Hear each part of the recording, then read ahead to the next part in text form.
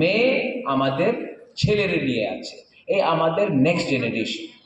আর next generation যে আমাদের ভবিষ্যতে আমাদের মেয়ে আর ছেলেতে ওনাদের ভবিষ্যৎ কি হবে, এই সবচেয়ে ज़्यादा যে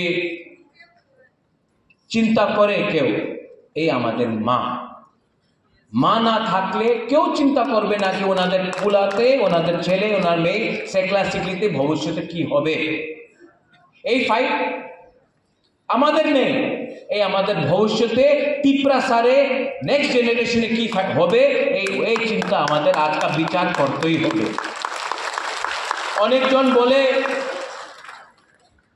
আমাদের এই দল আছে, কংগ্রেস আছে, বিজেপি আছে, সিপিএম আছে, আমি তো পার্টি করি, আমাদের বিজেপি এমন, আমাদের সিপিএম এমন আছে, কংগ্রেস এমন হবে, মথা এমন হবে।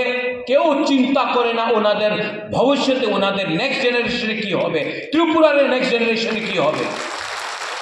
আপনি আজকে পলিটিক্স করতেছে, ভবিষ্যতে আমাদের রাজ্যের কি হবে, আমাদের রাজ্যের নাগরিক কি হবে, আমাদের ভিশন কি আছে, এই কথা কেউ বলে না।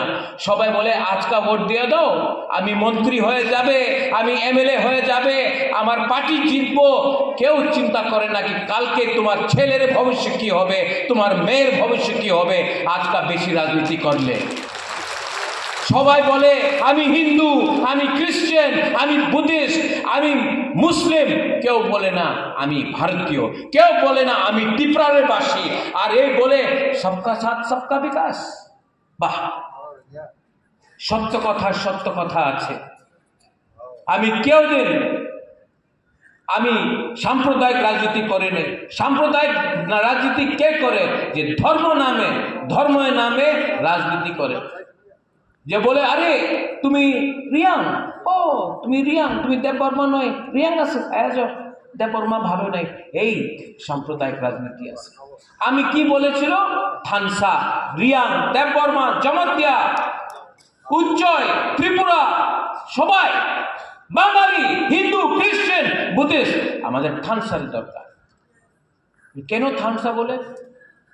ককবরকে একটার আরেকটা শব্দ আছে থানসা বললে সম্প্রদায়, একটা বললে সবকা সাথ সবকা বিকাশ। আমি সত্য কথা কইতেছি কিনা? হ্যাঁ, আমি বললে বুবাকরা কইছে তিপ্রাসার থানসা রাখো, আমি তো কেউ দিন বাঙালির বিরুদ্ধে বলিনি, একটা শব্দ বলিনি।